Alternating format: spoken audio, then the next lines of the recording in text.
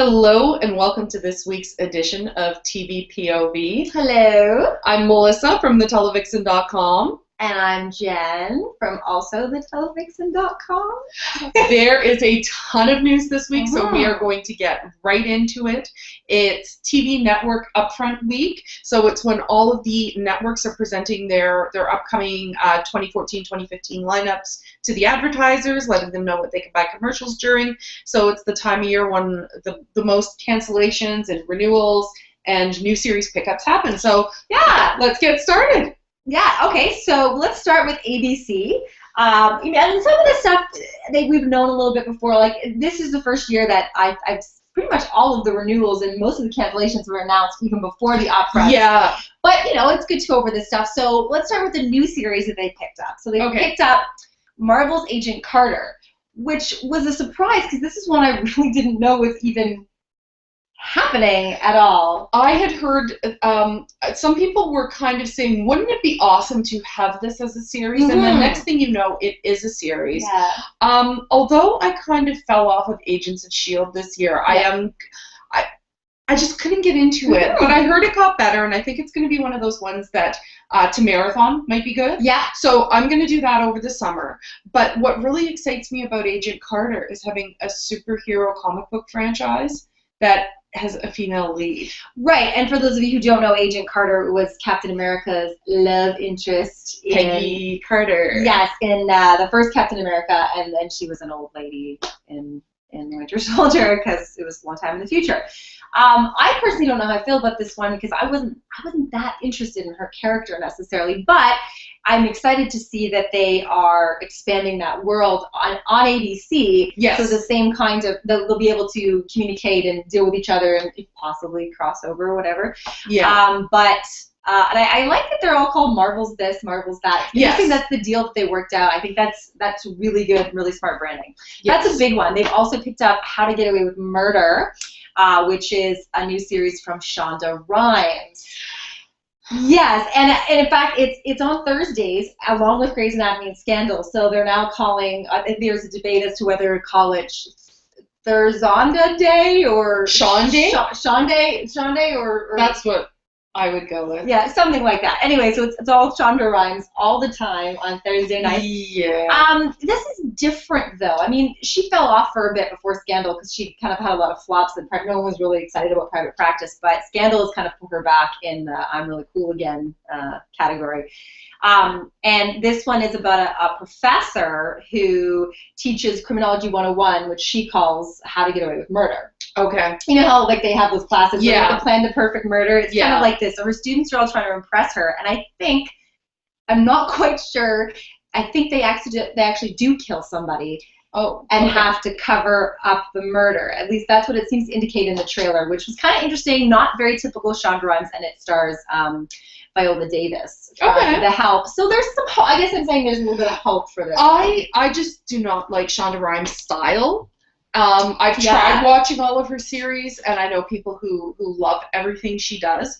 There's just something about her dialogue and her writing style that doesn't gel for me. No, I agree. So I don't think I'll be tuning into this one. I'll check it out. We shall see.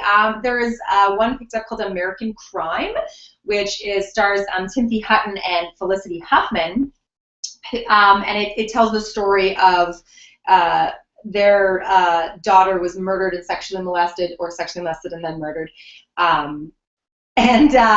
it tells the story of solving that murder over the course of the first season at least. Okay.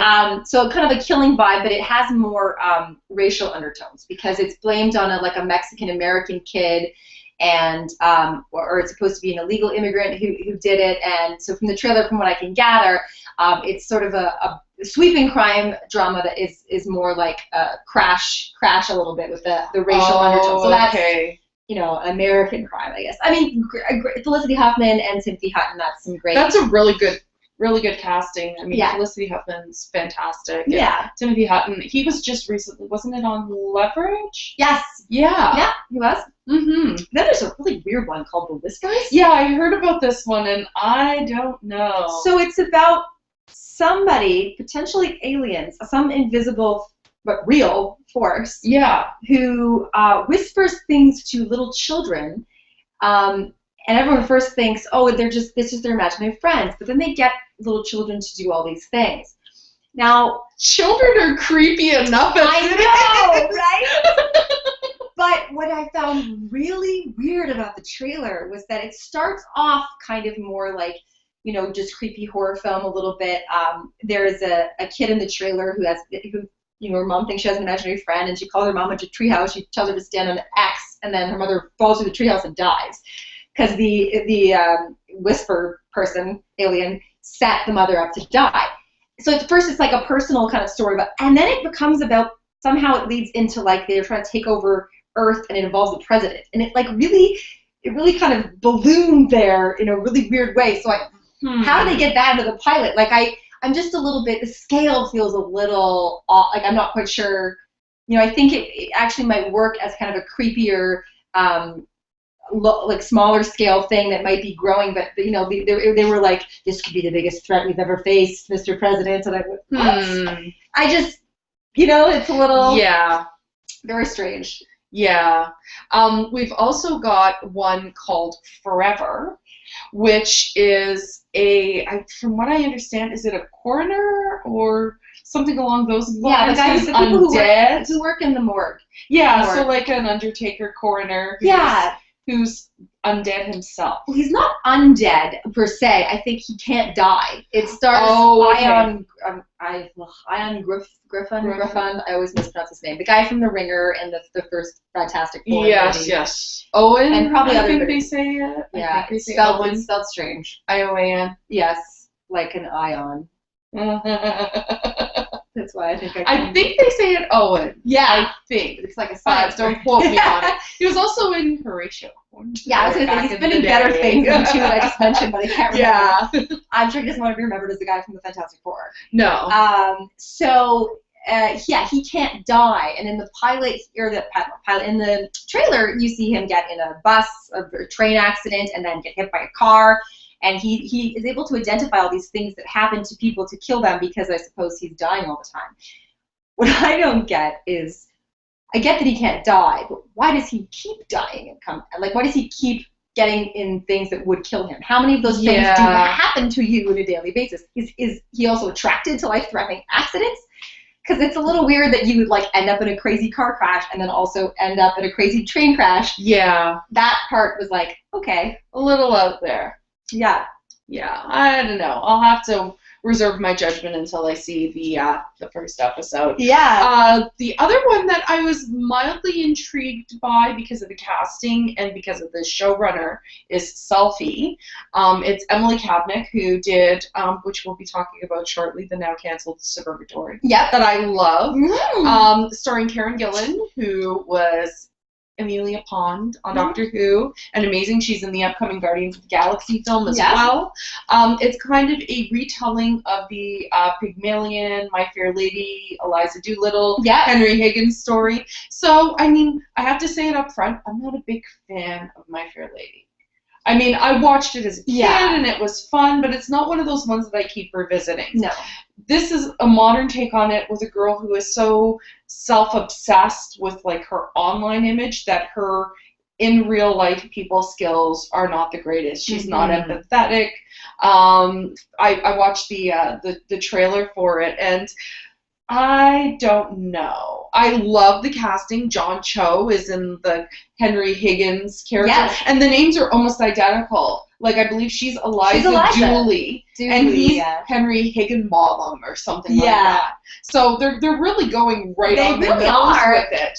Well, you know, when I first read that it was a remake of that, I thought, well, that's the weirdest thing I've ever heard. Maybe not. I just talked about the whispers, but it's weird. I wasn't in love with the trailer, but I was a little pleasantly surprised that it was more charming than I expected it to be. So it could be a surprise. We'll have to see. Could be. Yeah, that's again one that I'll watch the first one and take it from there. Yeah. I found all the social media stuff popping up on the screen really, really distracting during the promo. So I like mean, all yeah. of the hashtags and Not I mean, unexpected. I know this is the world we live in Yeah. right now, and there are people like this who, you know, that's all they care about is, you know, the selfies. Yeah. So I mean, it's relevant, but I don't know if it can go beyond, you know, just being kind of this one trick thing to really getting down to something, you know, with some heart. Yeah. They also picked up another one, Secrets and Lies, which is another kind of crime saga that involves Ryan Phillippe is the star of it, and his character finds the body of a 5-year-old boy and calls it in and then becomes the main suspect. Okay. And the way they've set it up in the trailer is, did he or didn't he? So we don't know whether he's kind of an innocent who found the body or whether he committed the crime, and his wife starts to suspect that something's not right and the whole town turns on him. Kind of interesting. I mean, Ryan Phillippe, we haven't seen him in forever. I was never a big fan of his movies, but maybe he'll... He was just, what was that series he was supposed to star in and then backed out of? Golden Boy, was it? Oh, the one that the Divergent guy is. And then it got canceled. So, yeah. They also, there's a couple of quick things that they also picked up. They've got a couple of comedies that are, ABC's really going for the racially diverse comedy. They've got Black-ish, starring Anthony Anderson, which is about a guy who thinks his family is too whitewashed and tries to get them in touch with the Black culture. And they've got Fresh Off the Boat, which is based on that famous memoir by the chef Eddie Huang, and it's about an Asian family who moves to Orlando, I think in the 80s maybe, to start a like a Outback Steakhouse type place, not exactly that, but some kind of thing. And it is that his dad's obsessed with American culture, and it's that kind of culture class. So it's interesting because they also got another one, Cristela, which is about a Mexican woman going to law school. Yeah, I heard about that one. So it's a lot. I mean, that's 3 comedies that are very racially diverse. Great stereotypes coming into play. I wouldn't speak to that, but it's interesting that they've gone so much in that direction with the comedies, because they've always been the network that is always sort of won awards and been known for their more racially diverse cast, or their colorblind cast in some cases. So that's kind of interesting. Let's move on to some cancellations from ABC. And a lot of these we knew about already, like Lucky 7, that didn't even last very long, and Once Upon a Time in Wonderland. Yeah. But the most recent ones were the aforementioned Suburgatory, which I am going to miss immensely. Yeah. I loved that show. I loved the characters. I loved the world. It wasn't just the adults or just the kids. It was just such a great and such an interesting cast, like from so many different backgrounds. So, like, I mean, in terms of TV pedigrees. Yeah. Jeremy Sisto, who to this day I still love from 6 Feet Under. And from Clueless, of course. But, and it was such an Anna Gasteyer and Chris Parnell, like, phenomenal. And Cheryl Hines, who's now marrying a Kennedy. But that's another. Yeah, that's definitely the one I'll be most sad to see go, because it did last 3 seasons. Yeah, and it was a fun 3 seasons, and I don't think it really lost any momentum. Mixology, which I couldn't get through 1 episode, so I'm not that upset about. Trophy Wife, I am a little sad about. I'm surprised. I really loved it. I never watched it, but I heard a lot. Because I saw the title and I kind of never bothered to get into it, and a lot of people have said really good things about it. And last night's season finale was so much fun. It's a shame. It's a shame. Another really, really great ensemble cast and funny. Like, I laughed. And there's so many comedies these days where I don't laugh. Yeah. And I always laugh watching Trophy Wife. The other one that I'm kind of sad about is Super Fun Night. I thought that was just such a blast. Rebel Wilson was a hoot. Lauren Ash, I loved her on here. And Lisa Lapira, just a fun little series. These girls, I mean, I'm kind of those girls. I couldn't get into it. I wanted to like it, but I couldn't get into it. I could relate. I mean, not to the extremes that they went, but I could kind of relate to them. Mm-hmm. And I connected with them, and they became, TV friends, and I'm gonna miss them. Mind Games was also axed. Yeah. We already knew about Killer Women Gone, Betrayal, The Assets, and Back in the Game, which I don't even... It was James Garner, was a baseball coach for his daughter's Little League, blonde woman. That... Got axed a long time ago, I think. Yeah. So it's like, was that even a series? I know, you forget about it. But then the good news is they did pick up the middle. They picked up the Goldbergs. One of my kind of surprised me. Yeah, it's fallen off, but the last 2 episodes of this season did end up being really, really good. Yeah. And the season finale was quite good. Nashville, which was on the bubble, and I was really excited. I'm really excited to see that move through. This is my guilty pleasure. I love that. Nashville to me is kind of like Dallas was back in the day for me. Yeah. It's my very soapy fun, show. Scandal, Shonda Rhimes in the Thursdays. Marvel's Agents of S.H.I.E.L.D. No one was surprised by that, yeah. Once Upon a Time with its new crazy twist that's coming up. I still haven't seen Frozen. And Resurrection. Yes, so, I mean, some good pickups there. Yeah, I mean, I think Supergatory is the one thing that's sad to see that it's not sneaking through there. Yeah. On to NBC. We've got, for a new series, Constantine, which there was that Keanu Reeves movie. Yeah. How long ago was that? A while ago, I believe. This is a DC comic. Yes. And I caught the promo for that one. I don't know. It's kind of has a little bit of a supernatural vibe to it, like as in the CW shows. Yes. Yeah. Yeah, this is one that could be. I mean, NBC has done well with things like Grimm, so it could work. And I think they're pairing it with Grimm, if I'm not mistaken. Okay. I think they're putting it on Fridays with Grimm. But yeah, I've heard people say that they're anticipating it even after seeing the trailer. I didn't hate it, but I found it kind of cheesy. Mm-hmm. Then last week we also touched on this one was Marry Me, which is Casey Wilson and Ken Marino, who I'll be looking out for that one. Cute trailer. Yeah, I haven't seen the trailer yet. Yeah. Oh, cool. I will have to watch that. It is. It's pretty cute. It's well done. I mean, they're both super. I mean, him from Party Down and from everything else he's been in, and Casey Wilson, Happy Endings, I Still Miss It. There is another one, A to Z. Yeah. Or A to Z, as we will say here. Yeah, I mean, it's their show, so I guess it's A to Z. But yeah, and that stars the actress whose name I don't remember, who played the mother in How I Met Your Mother. Oh, Kristen Milioti. Yes, that's right. I don't know who she's playing opposite against. I did see the trailer, but I can't remember who it is. And it's kind of one of those are they fated to meet type stories, a little bit serendipity, but comedy, like it's very comedic. They get set up, but I don't know much about it, but it was kind of cute, and she's really cute, so. Yeah, I like her, and I wish there had been more of her in How I Met Your Mother. Yeah. We've also got one called Mysteries of Laura, which I haven't heard much about yet. It's stars. Oh my God, I just blanked. The woman from Will and Grace. What is her name? Oh, it's like she's super famous. Deborah Messing. Yes, thank you. I'm like Smash Woman. Yeah. So it's Deborah Messing, and I see when I first heard it, I thought it was a half-hour comedy, but it's not. It's an hour. Oh, I thought it was. Oh, okay. Yeah, and it's she is a police detective who fights crime, but also has 2 like rowdy twin little boys at home. It's supposed to be, I guess, a quirky, funny sort of hour-long comedy, but I didn't find it that funny. Like, the trailer was really not funny to me. And I was hearing some buzz on the internet about how it didn't do well in the room at the upfronts either, so we'll have to see. Okay. And then we've got a bunch of cancellations for NBC. Believe, which I watched, I think, the first episode, and it just didn't click for me. Yep. Crisis, Growing Up Fisher. We already knew about the Michael J. Fox show and Sean Saves the World. Yep. Welcome to the Family. Ironside, which was very, very early, like last year. And Dracula, which was kind of a surprise. I thought that one might come back. I think probably when they decided to pair Constantine with Grimm, like Dracula was on the bubble, and I think kind of.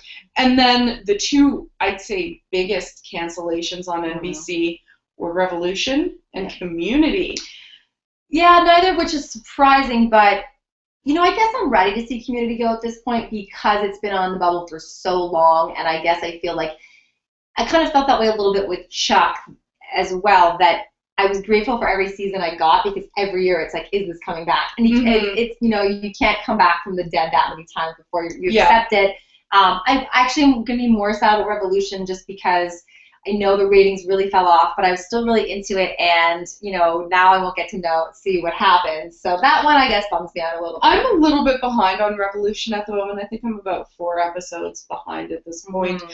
This season didn't really have me as interested, but the actors were enough to keep me kind of watching. Every week I'd watch hoping, okay, this is the one that's going to change it.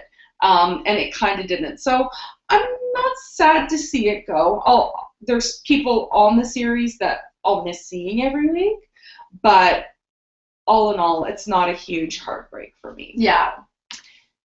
Right. So they renewed About a Boy, which is a mid-season one. Which surprised me, but apparently it's been doing okay in the ratings. Yeah, it had a good chance of coming back, I guess, out of the stuff that they had put out. So they renewed Hannibal again, and The Blacklist. No surprise there, that's a huge hit. Apparently, The Blacklist is going to be a mid-season for next year. I think I read. Well, it's moving nights, and I think it is. I don't know if it's full mid-season or if it's starting in November. I'd have to look at that. Okay. But something like that. It's moving nights, and it's. I mean, that's been their only true massive hit in a really long time. And then Grimm, of course, it's like a stalwart coming back. So. And then they've announced that there will be one final 13-episode season of Parenthood. Yes.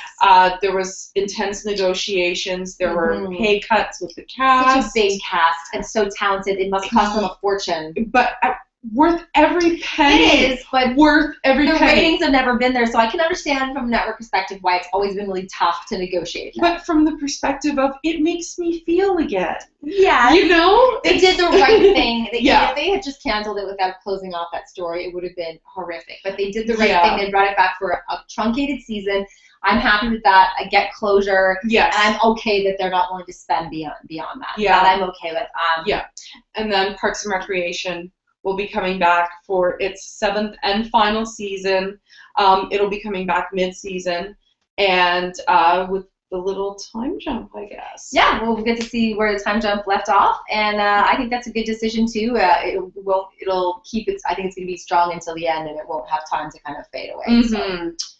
The CBS hasn't had their official upfront as far as I know, or maybe they did today, but they haven't released their trailers yet. Okay. But they picked, so I don't know a lot about these. They've picked up Battle Creek. Do you know anything about Battle Creek? No, nothing at all. I haven't heard much about any of these, with the exception of The Odd Couple, which is Matthew Perry's new vehicle, which I don't. Poor Matthew Perry is what I thought when I read it. Like, why? Go On was amazing. I know. And it got canceled. I know it's a different network. They have picked up another NCIS spinoff, so that's something you can all enjoy or not enjoy. Sorry, I'm rolling my eyes. I know. Well, yeah.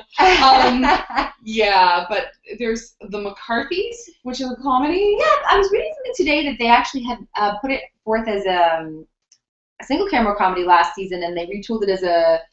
Oh, it's that one. Yes. Oh, okay, yeah. A scorpion drama, stalker, Madam Secretary. Again, don't know much about. I feel like I purposefully don't read a lot about CBS. Yeah. But in the renewed camp, we'll keep an eye out for when they start releasing some trailers for those and fill you in on our thoughts.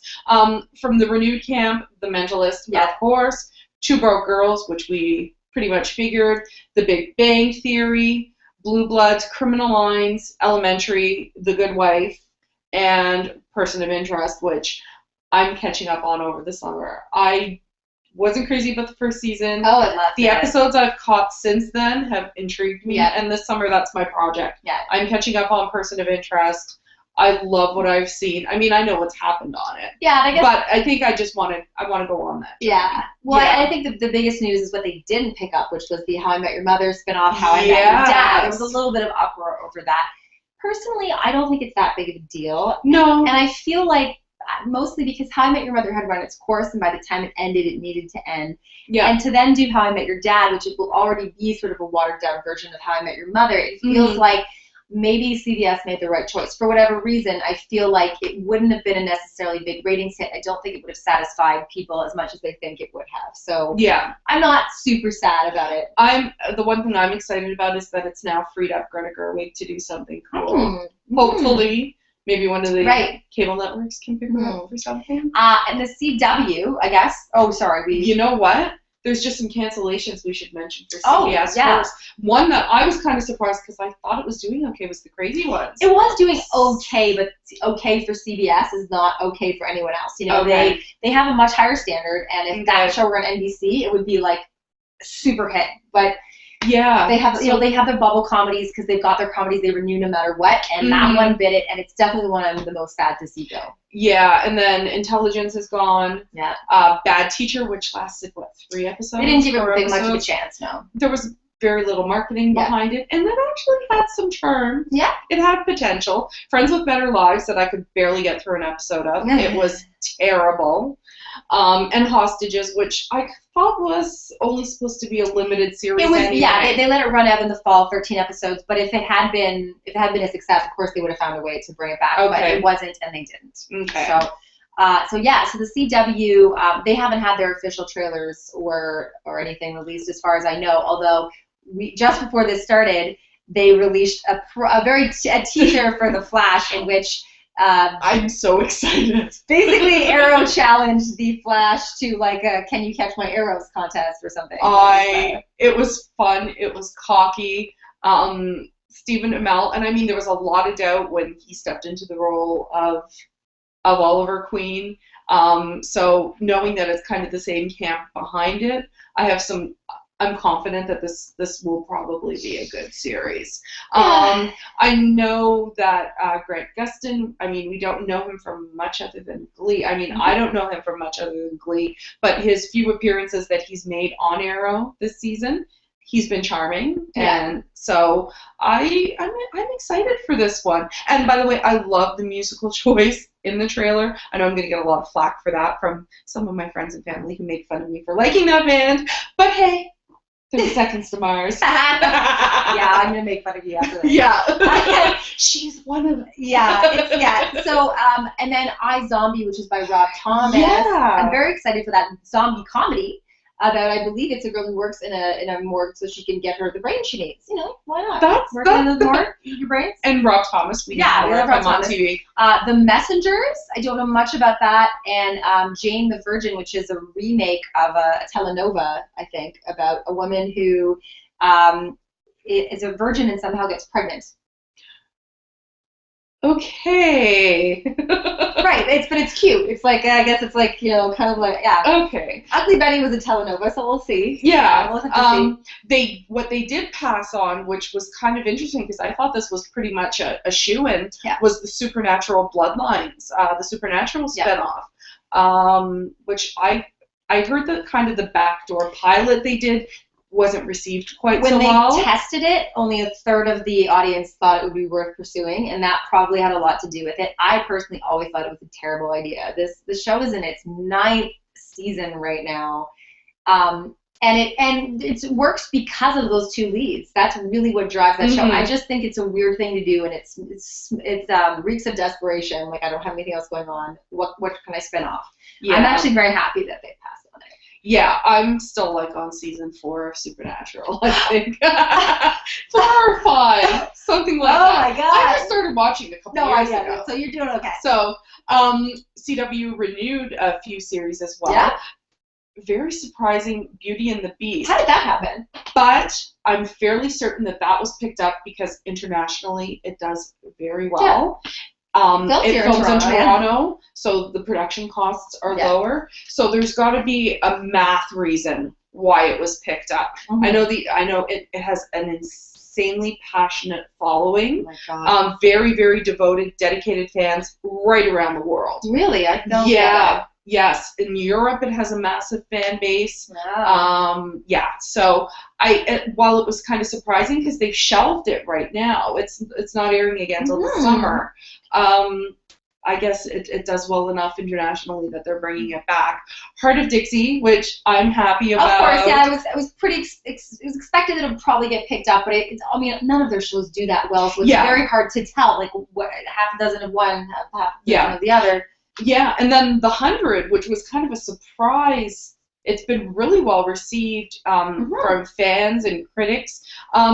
really interesting that it's not airing on a Canadian network. You can only watch it on Netflix, Yeah. unless you have one of the CW affiliates as part of your cable package. That's one that I'm a bit behind on, but I am planning to catch up on. I haven't checked it out, but I will do that because it got renewed, and I'm interested to see and the first episode was actually one of my favorite pilots from last year.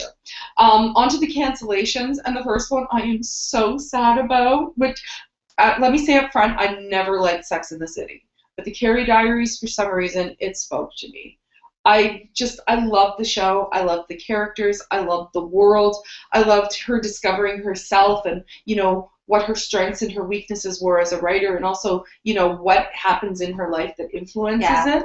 I just thought it was a well done series. It was a time capsule. It was such a great tribute to the 80s. It was a fun series, and I'm sad that it's gone. I actually thought it was already canceled back in the fall. So I'm not, because when it came back for season 2, that was already a surprise, and then it didn't do well in season 2. So I thought we already knew that it was canceled, but I did love it. I thought it was very cute.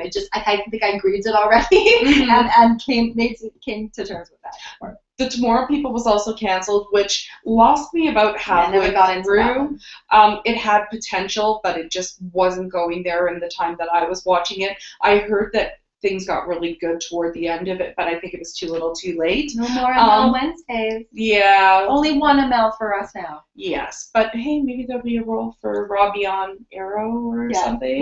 Cousin. Robbie is a decent little dude. Like, I think he has a lot of potential. Just, I don't know, that character just wasn't a good fit for him. Yeah. And then Star-Crossed, which had a really, really passionate fan base, including William Shatner, who would live tweet it. Seriously? Yeah. I didn't want to watch this show because it looked really bad. I watched the first episode, and it did not connect for me. But I could see why some people would like it. It's a very romantic series. There's a big navel gazing, right? Like, I don't like the we're meant to be together. All we can do is stare at each other from afar. Yeah, it's so sad. To me, it was kind of, I had just finished watching Roswell, I think last year, and this was a not as compelling Roswell to me. That's just how I felt. Maybe if there was more distance between it, I would have appreciated it more. I would have liked it to have been a bit more of a, have a bit of a Falling Skies vibe to it or something like that. I would have preferred something edgier rather than, with a hint of, the danger. Yeah. So, yeah. So, I think that pretty much covers CW. We've still got one more network to get through. It's cool. We're running way over. We have too much to talk about. Hopefully you'll stick with us, and if not, you can catch us on demand on YouTube tomorrow. Fox. We've got Grace Point, which we knew about, which is the Broadchurch American version. Have you watched that trailer? I did, and I haven't seen Broadchurch, so I can't really comment on that. All I know is that people think it's really weird that David Tennant is in it and he's speaking in a bad American accent. Yeah. I mean, it's very strange to remake a show and then cast the same lead in that show and then make him pretend not to be British. Yeah. I mean, I know how much America loves to remake British things. Sometimes I feel like they're just going a little too far. Having said that, it seems very, very compelling to me. And Broadchurch was probably one of the best series of the past of this decade. Really? Okay. So it's phenomenal. So this will probably be good. But I mean, if you're a fan of Broadchurch, which again I haven't seen, so I can't comment on, it probably will feel like a cheap remake. It is not so much a cheap remake. It's just a rehash of the same story. They've told us that the ending will be different. So people who did watch Broadchurch, it's not going to play out exactly the same way. It looks like some of the characters are fairly stock, though, that they've got very similar characters to the ones that were in Broadchurch. Yeah. I mean, I love the casting of Anna Gunn. She's brilliant. She's Skylar White. I mean, I'm excited to see her in something like this. What really caught my attention with it is, and one of the things that I always found so intriguing about Broadchurch was the aesthetic, like the way it looked. That in the midst of this very dark, bleak storyline, the way the angles of the sun, like there's this weird warmth and this brightness that makes this world so much more endearing that it hurts more that this has happened. You really make me want to watch Broadchurch now. Honestly, it's amazing. Broadchurch, from beginning to end, it did not falter for a second. Wow. I would have preferred if Grace Point, even if it did have David Tennant, they should have had it the same character, and that he somehow ended up being brought in to help with an American case because of his experience in Broadchurch. Yeah. That would have made more sense to me, and especially considering they're going to do a season 2 of Broadchurch now with the same cast, like with the same cast that was in the first season. Okay, of that's Broadchurch. weird. So yeah, That's a little strange. yeah. So it's a little odd. So there's that. We've got Red Man Society, which I don't think I know anything about. It's about, we mentioned it last week as a pickup, but it's about the group of teenagers who meet in the children's terminal hospital ward. That one. They live there, and it's sort of like a microcosm of society. There's like the mean girl, all these different things. I read a longer description about it. And there's the nurse, who I believe is played by Octavia Spencer, and then the doctor, played by Justin Annabelle from Brothers and Sisters, and 666 Park Avenue. I like him. I do, yeah, but I haven't seen the trailer for this one, Yeah, so I don't know if it's any good. It doesn't seem like a bad idea. It seems like it might be a little depressing, maybe hard to get around, but we'll have to see. Yeah, and then there was Gotham, which we've talked about before, and I'm still excited for. Yes. Utopia, which is a reality. That's a reality show. I think it's a reality show. Yeah, and I watched the trailer thinking it was something else, and I was like, yeah, delete. Hieroglyph, which I watched the trailer. What the hell is that? I have no clue, and that did not make me want to watch it. So it's about a guy who's challenging an Egyptian pharaoh to something? About something, and there's like a sexy woman, because there's always a sexy woman. It looks like a hot mess. It's so weird to say. I was thinking, what was in their development that they were like, let's do this, and naming it Hieroglyph. Like, that's not even a cool name that someone would want to watch it for. And like, even the subtitles, like in the trailer, when they were like, it's this guy who does this, which I don't remember because it didn't make sense. Yeah.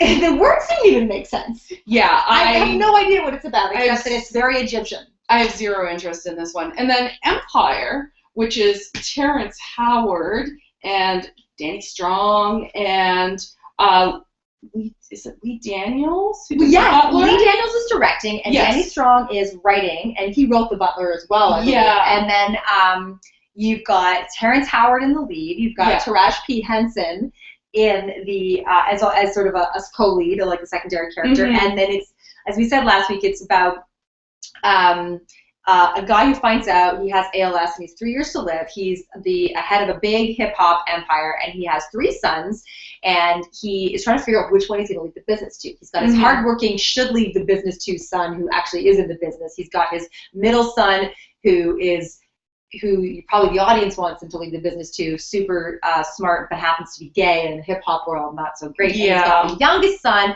who is his favorite son, who is kind of the protege, but the playboy, sleep around, talented, but doesn't want to put any work in. So, and his ex-wife, Taraji P. Henson, his name is Cookie, because that's great, has just gotten out of jail. She ended up in jail, has been there for 17 years because they ran drugs together to set up the business, and she took the fall, so she wants her half of the company back. I love this trailer. I loved it. I loved everything about it. Yeah, I didn't expect to like it, and by the end of it, I'm like, yeah, I think I'll be watching this one. It was all the acting was really good. It was so compelling, and it's so, to me, I mean, it's so funny that Danny Strong, the shortest white boy in the world, wrote this. I mean, no offense, he's amazing. I think hip-hop empire, and then I put Danny Strong's face next to that, and I think, okay. But good for him, because I also watched the first look thing that had him talking about it. It was so great. It was so great. I'm so excited about this. Yeah, so that was a surprise. We've got some renewals for Fox, which a lot of these we already knew about. Bob's Burgers will be back.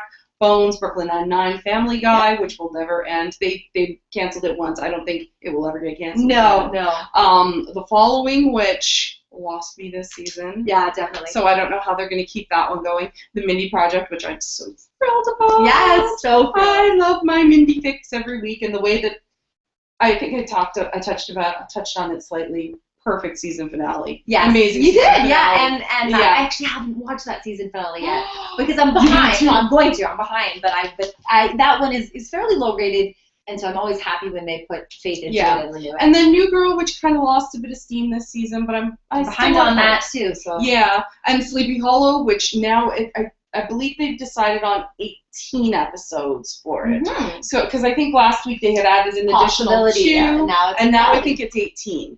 So, and then The Simpsons, that will never, ever, ever, ever end. So really, actually, there's not anything we didn't really know about before this week. Exactly. There was no drama at Fox. No surprises coming at us. Yeah. Before we wrap for this week, there is one little thing we're going to chat about. Yes. A new series that premiered this past Sunday on Showtime, Penny Dreadful, which a lot of people that I know, friends, from the moment they heard about it, they were thrilled. I didn't know much about this whole world, that apparently there's this whole like genre of Victorian fiction called Penny Dreadfuls, that it's kind of Victorian romance, horror. I want to learn more about it, but I know people who are very into the genre, so they were immediately excited. So it's this odd little mix of like Victorian era England, but they've brought in aspects like Frankenstein and Dorian Gray, and characters from Dracula. And apparently, Dracula. And so the series premieres this past Sunday. It stars Timothy Dalton and Ava Green, Harry Treadaway, Josh Hartnett. Who again is like it's I guess this is the season for bringing back those boys from the 90s who had middling success, Ryan Phillippe and now Josh Hartnett.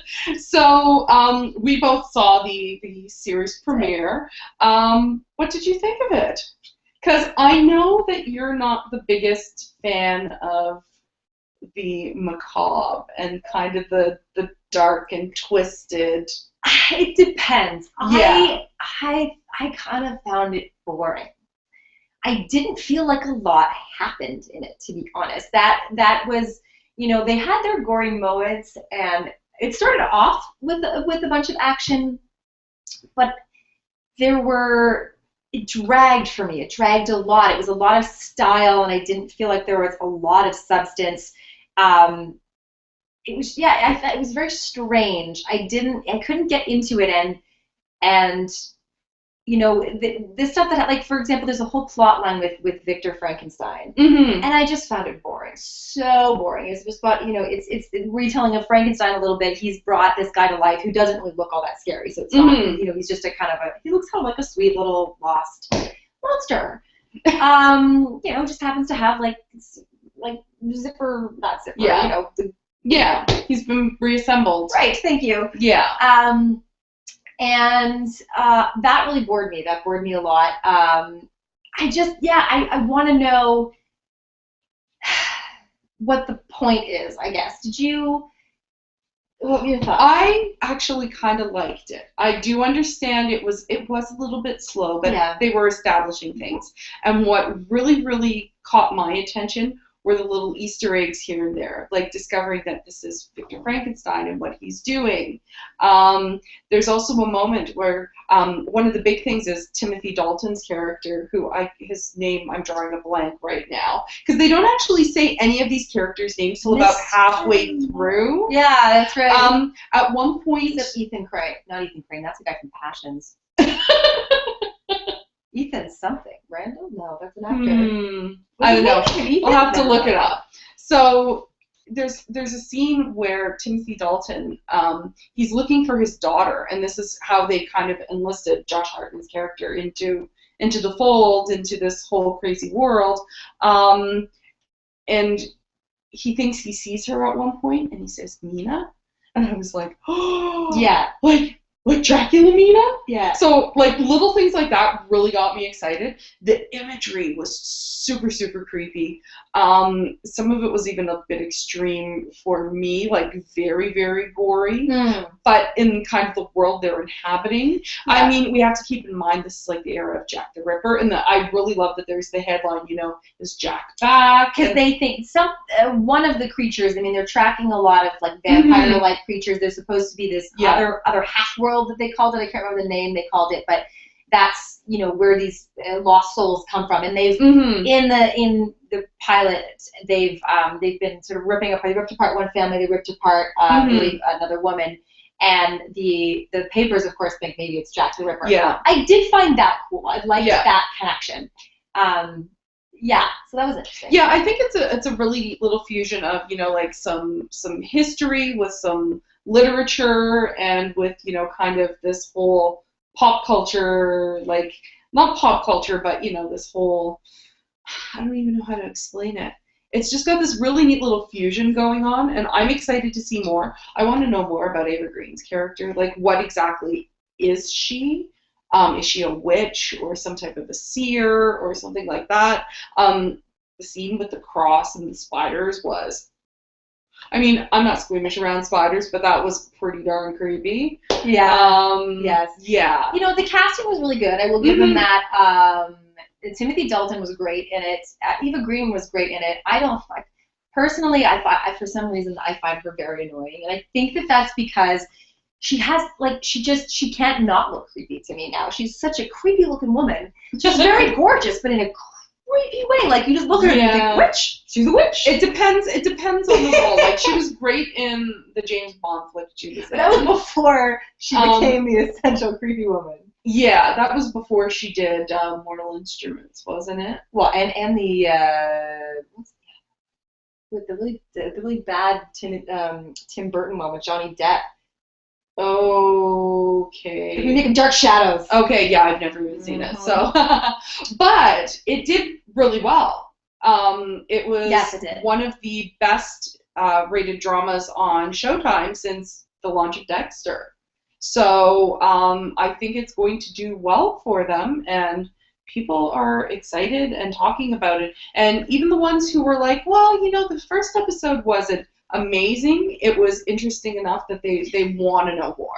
Yeah, I wouldn't mind seeing more. And you're right, the imagery was gorgeous. It was I just felt it was a little bit like glossy, and not in the sense of, because it's dark, but it's still very like colorful. It's very colorful. Yeah. So it felt that, but I felt like I was on the surface, and I was waiting for something deeper or more exciting, and I wasn't getting it. And I think that's what I want from this series.